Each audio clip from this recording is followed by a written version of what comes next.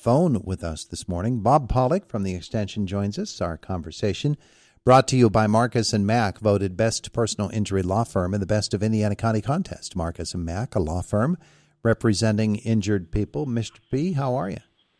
Good. How are you this morning? Fabulous, as we get it rolling on our little segment here. Now, last week weren't we talking about fertilizer, the difference between liquid fertilizer and, say, granular fertilizer, and how we should apply them? There are all kinds of differences, obviously, between liquid and granular, but let's visit that topic a little bit, because folks are getting ready, aren't they? Yes. It is amazing how buds are opening and leaves are coming out, and some things are in flower already. Some things we don't maybe want to be in flower yet, but yeah, I saw my first 2 dandelions yesterday, so I did. Yeah, there you go. But it is kind of a welcome sign of spring, isn't it? Mm-hmm, absolutely. Nice to see. So let me ask it this way. When we're talking about granular versus liquid fertilizer, and we're thinking of the garden or we're thinking the lawn, is there all that much difference between applying them on the lawn and on the garden in terms of their effectiveness? Usually it will end up the same, as long as you are, no matter what form it's in, as long as you're figuring it out, doing the math, and applying the correct amount. Mm-hmm. And a lot of times, whether you use liquid or whether you use granular will vary by what kind of equipment you have, what might be easier for you to do. Like with potted, outdoor flowers, a lot of times we'll mix up. Yes, it's still a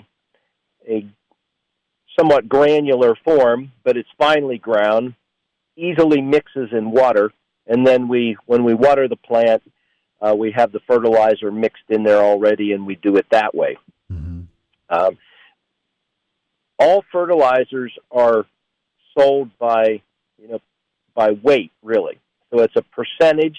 We have those numbers on the label. It might be 15 or 13, or it might be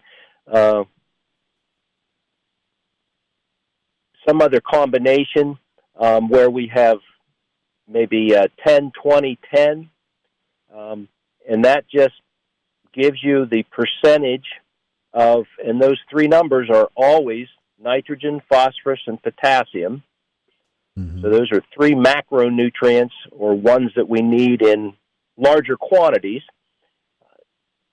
And so they're always listed with a number, always in the same order. And in any case, it's all sold by so the weight of the container may vary greatly, right? Mm-hmm. You might buy a 1-pound box of fertilizer, especially, or smaller, especially the liquid fertilizers that you mix up. It's still a granular, but you mix it up with water, highly soluble fertilizer mixes. Or you might buy a 50-pound bag of granular fertilizer. Mm-hmm. But in any case, it's always percentage by weight. So if it's 10, 10, 10, and you buy a 50-pound bag, well, let's just use a 100-pound bag, then you multiply the weight times that 10%, and so in a 100-pound bag, you have 10 pounds of actual nitrogen in that bag. Mm-hmm. So, and if it's 50-pound bag, then it's 5 pounds, and on you go. And there can be a lot of variability in pricing. Oftentimes, that granular material in a bigger bag is going to be the biggest bang for the buck. And smaller quantities, the highly soluble fertilizers, it is more expensive to produce those. So typically they will cost you more on a per pound or ounce basis. So you just have to, you can figure it out, you can do the math, and you can compare, but you have to compare them that way. Yeah. I have Just a so I have a sort of a different question that's going to add a little bit of a complicated thing to it here, because we're talking now about liquid versus granular. There is a third type, of course, and that would be the pellet type that comes with the coating for time release. yes, That enters into everything as well, and what you're using that for too, right? correct. And if you want to apply less often, usually you can use a coated fertilizer that is slow release or extended release. Just a regular old bag of 1010 or 1515 will, as soon as that dissolves, you apply it dry, and then we're mixing it in the soil, and then we're using the moisture in the soil to break that down and then release the nutrients that are in there, making it available then in the soil solution to the plant roots that will take it up. Well, but there's also something that, and I realize that there's a lot of fertilizer talk going on here, and a lot of people would say this segment is nothing but fertilizer every week. But there's also the idea that when you're treating a garden, you're putting your fertilizer directly into the soil because there's nothing growing on it yet. Whereas if you're treating a lawn, it's got the grass cover over top of it, and its ability to reach down to the soil is therefore not as great, and maybe a liquid would not be able to get down there as quickly or as effectively as if you were putting it directly into the soil. Is that correct? Well, liquid. If we apply it as a liquid, we can actually saturate the soil quicker and maybe get it deeper down in and more around the root system of an existing plant. Of course, with turf grass, the top 4 inches, if you get down below 3 or 4 inches in the soil, you probably won't find any grass roots. So we're trying to do a more topical treatment, get the nutrients where they're needed, and not overdo it. And then usually in a pot, we kind of want that. Liquids can be easier because then we water that, and it does. Any excess would go down through the pot. Hopefully the container has a drain hole so that any excess water will drain out the bottom. But you get that through that whole soil profile within that container because there's usually roots, occupying that whole volume of soil in that container. Yeah. And then the slow release just helps you because then it kind of meters. Instead of having all that nitrogen available all at once it dissolves, it's better. The plant probably will not be able to absorb all that or use all of that. And so sometimes we get some excess or, what goes down through the pot. Even in a garden situation, out in the soil, out in the field,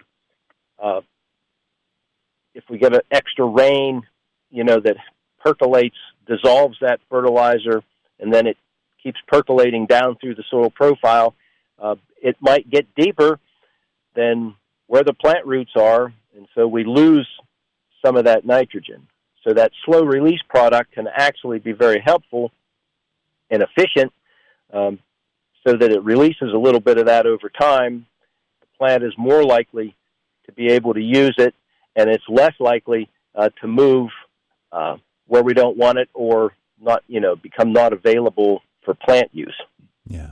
And while we've been talking about fertilizer and how to apply it and how much to apply, as you said last week and have said quite often, you got to know what the soil has in mineral content from the outset. And so the soil test is highly recommended. Yes, especially, in our native soils, out in the field or in the garden, in the yard.